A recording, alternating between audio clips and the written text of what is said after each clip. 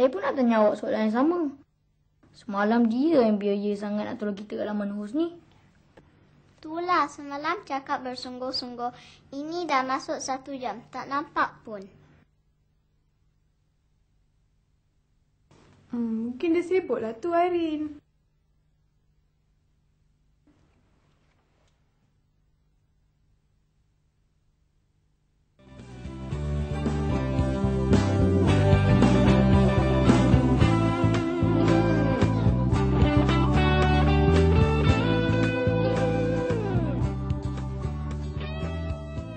Selamat pagi, Arjun. Macam baru bangun je. Hafiz, biar dia masuk dulu. Awak ke mana, Arjun? Saya sebenarnya terlambat bangun. Malam saya tengok bola sampai pukul 1 pagi. Apa? Pukul 1 pagi?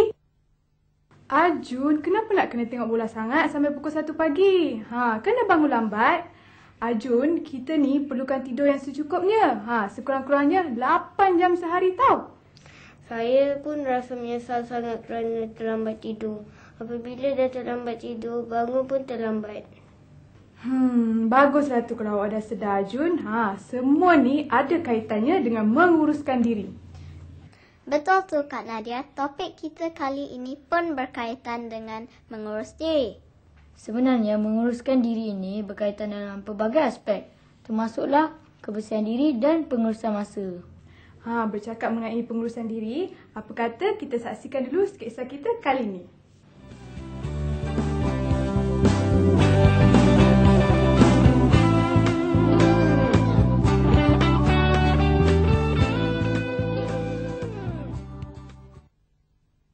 Episod kali ini mengisahkan Halim, seorang murid yang tidak suka berkemas walaupun telah banyak kali dileteh oleh ibunya. Setiap kali cuti hujung minggu, dia akan menghabiskan masa cuti sekolah dengan bermain kereta kawalan jauh dan tidak mengambil tahu mengenai pakaian sekolahnya.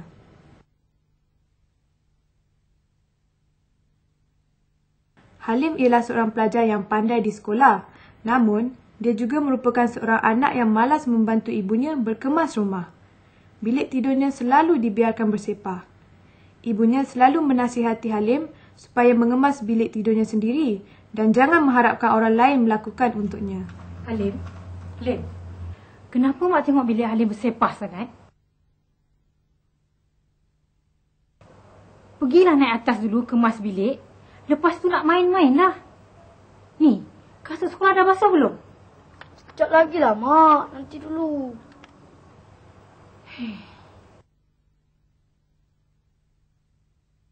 Berbanding dengan Amri, dia seorang yang rajin berkemas dan membantu ibu bapanya.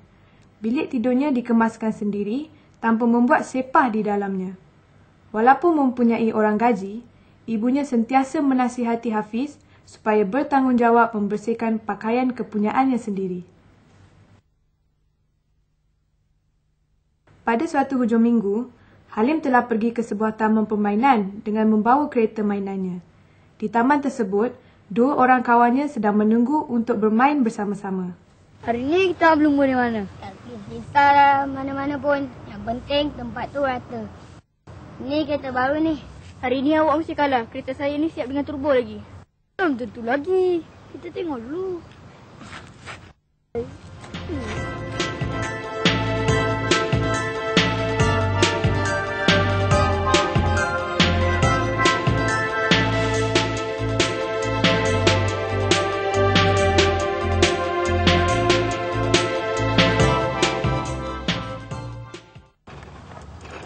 Halim dan rakan-rakannya begitu sibuk bermain permainan kereta kawalan jauh. Tiba-tiba, mereka ternampak sepupunya Amri berjalan dari jauh seperti hendak pergi ke kedai. Amri! Ada apa, Halim? Marilah main sekali dengan kita orang. Sekali lah, Halim. Mak minta tolong belikan barang. Pantai barang tu boleh datang ke sini tak?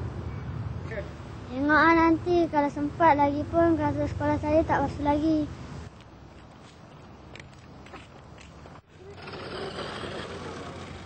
Tak apa-apa lah si Amri tu. Nama je ada orang gaji. Tapi semua benda nak buat. Dah dia memang macam tu. Nak buat macam mana lagi? Yelah, setidak-tidaknya ada orang gaji, boleh lah keluar main ke apa ke. Tengok macam saya ni, tak ada orang gaji pun boleh keluar main juga. Awak dah basuh kasut sekolah? Dah macam mak saya pula awak ni. Awak sokong siapa? Amri ke saya? Tak adalah sokong siapa-siapa. Lagipun, saya dah basuh kasut saya semalam. Cuma nak ingatkan kawan aja. Dah lah, nanti lagi sambung. Saya balik dulu.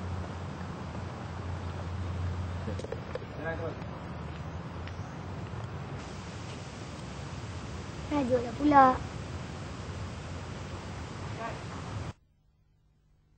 Halim telah balik ke rumahnya dalam keadaan yang tidak begitu berpuas hati kerana tidak mendapat sokongan daripada kawan-kawannya.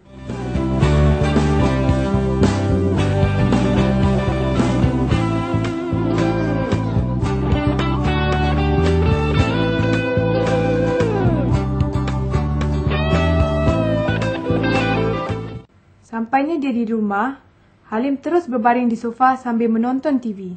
Oleh sebab terlalu penat, Halim telah tertidur sehingga emaknya balik dari kenduri.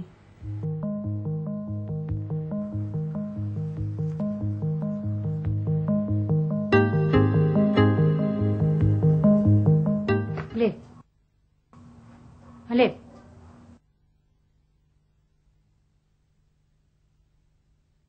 Ini apa nak jadi ni? TV terbuka. Orangnya tidur. Dah pukul 6.30 petang ni. Asar dah semayang belum? 6.30.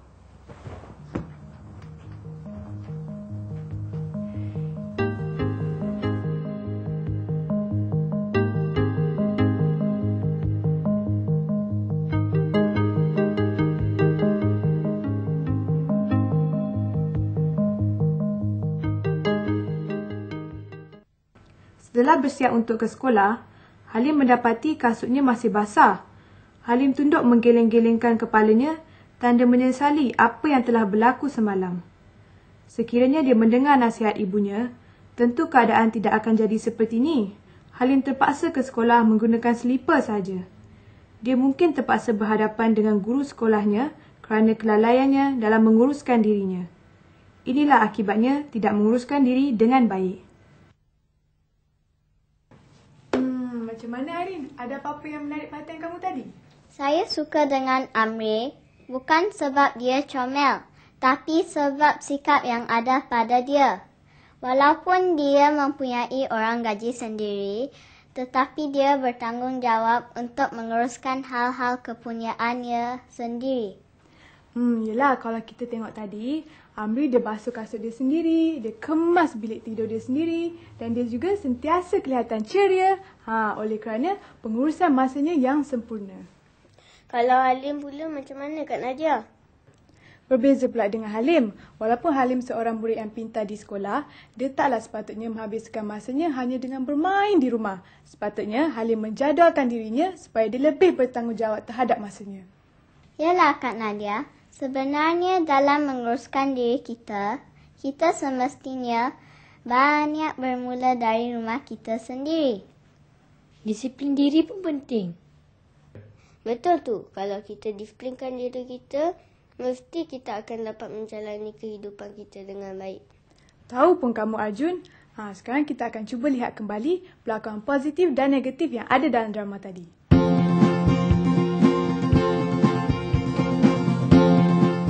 Episod kali ini mengisahkan Halim, seorang murid yang tidak suka berkemas walaupun telah banyak kali dileteh oleh ibunya.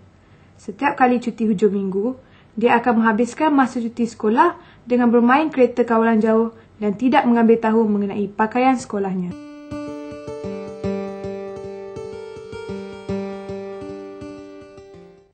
Halim ialah seorang pelajar yang pandai di sekolah, namun dia juga merupakan seorang anak yang malas membantu ibunya berkemas rumah. Bilik tidurnya selalu dibiarkan bersepah. Ibunya selalu menasihati Halim supaya mengemas bilik tidurnya sendiri dan jangan mengharapkan orang lain melakukan untuknya. Sekejap lagi lah, Mak. Nanti dulu.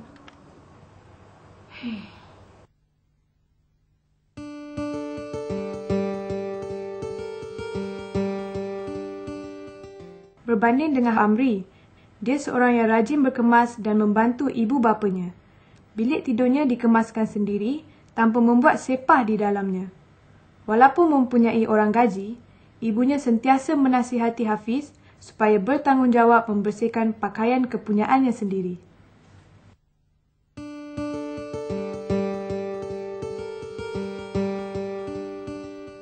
Lah, main sekali dengan kita orang. Lain kali lah, Halim. Mak minta tolong belikan barang. Hantar barang tu boleh datang ke sini tak? Tengok nanti kalau sempat lagi pun kelas sekolah saya tak basuh lagi.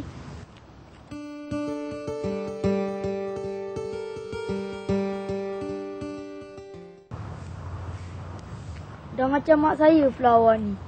Awak sokong siapa? Amri ke saya? Tak adalah sokong siapa-siapa. Lagipun, saya dah basuh kasut saya semalam. Cuma nak ingatkan kawan aja.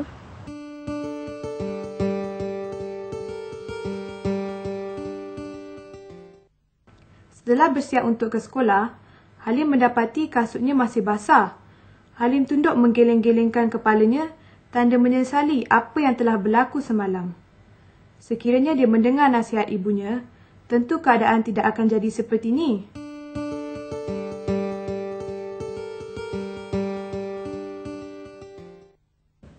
Bersama kita hari ini ialah Encik Muhammad Najib bin Badruddin, seorang motivator di Raja Kelantan.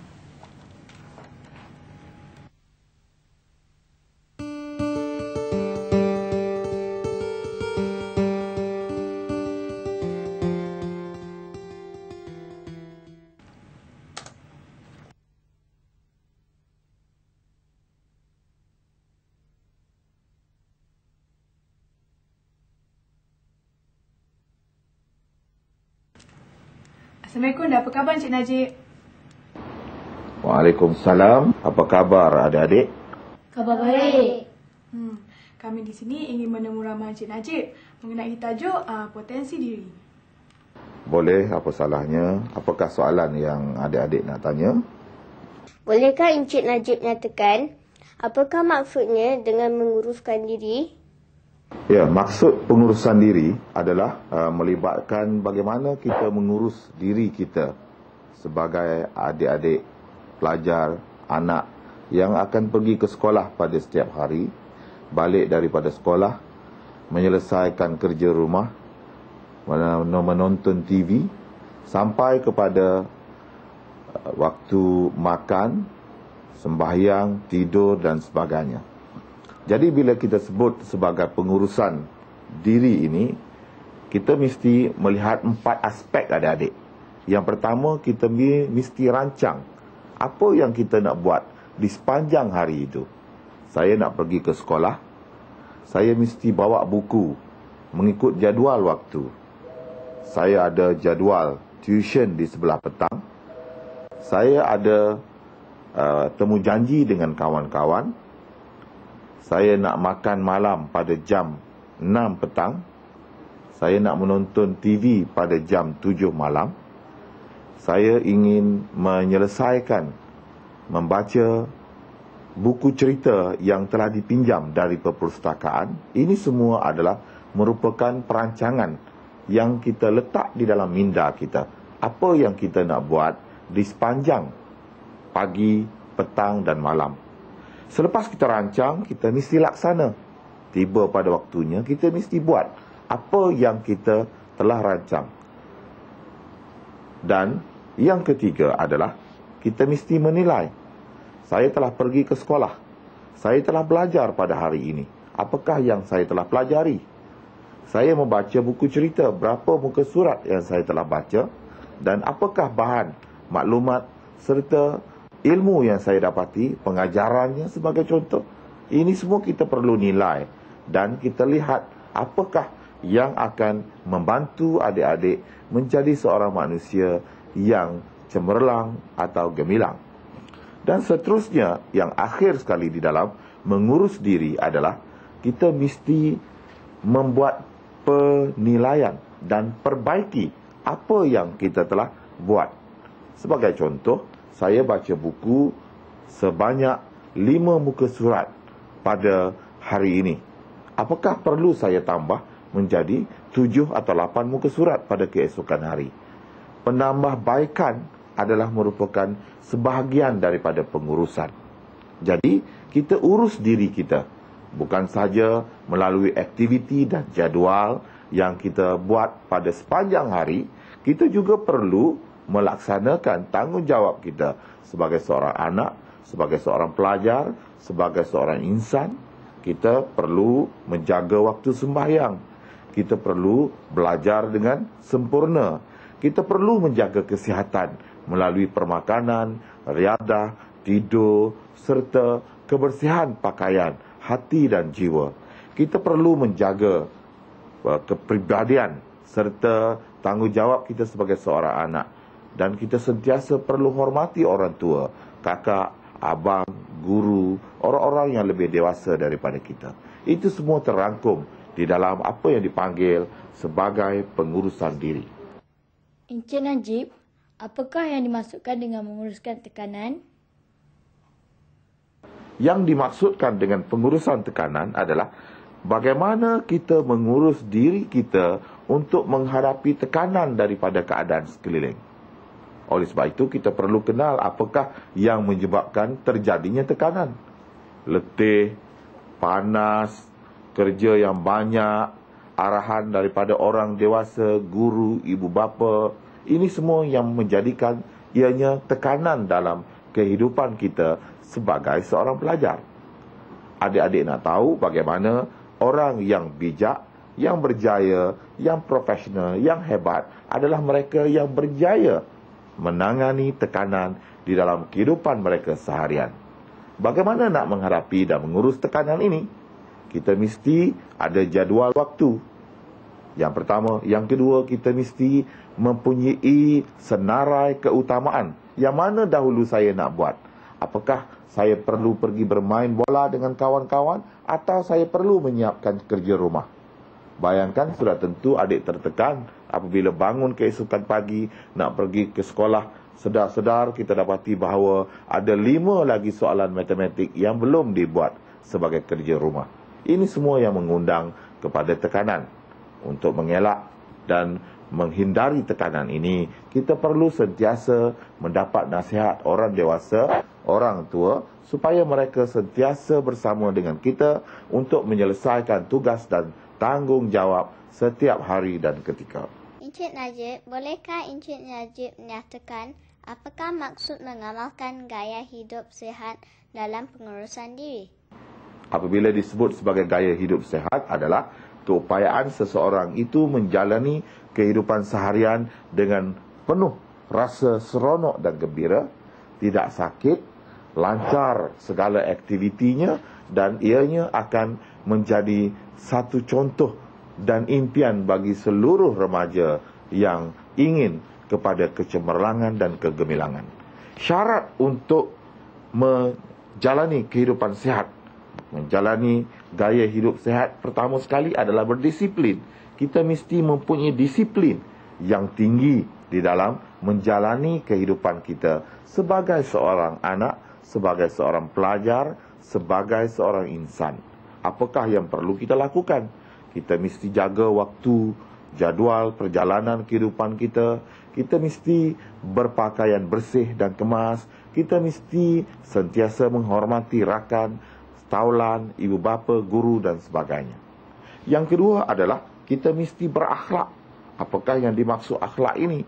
Ianya adalah melibatkan kesopanan, kesantunan, tata susila, etika. Bagaimana kita menghormati orang tua yang saya telah sebutkan tadi. Kita beri salam. Kita menghormati orang-orang yang teraniaya. Kita menjaga persekitaran dan tingkah laku serta pakaian kita juga. Ini semua yang dipanggil ataupun yang terangkum di dalam akhlak, iaitu melibatkan budi pekerti, tutur bicara, tingkah laku dan pemikiran kita yang sentiasa positif dan membangun. Yang akhir, yang ketiga adalah yang dimaksudkan adalah sebagai amalan gaya hidup sihat adalah kita mesti sentiasa perlu syukur dan seronok. Kita mesti sentiasa seronokkan diri kita. Kerana apabila kita seronok, kita akan jadi sentiasa gembira, sehat, ceria, dan kita akan mencapai matlamat hidup kita sebagai seorang pelajar, sebagai seorang insan, sebagai seorang anak, dan kita akan menjadi manusia yang sempurna, yang terurus diri dia, dan yang akan berjaya di dunia dan di akhirat.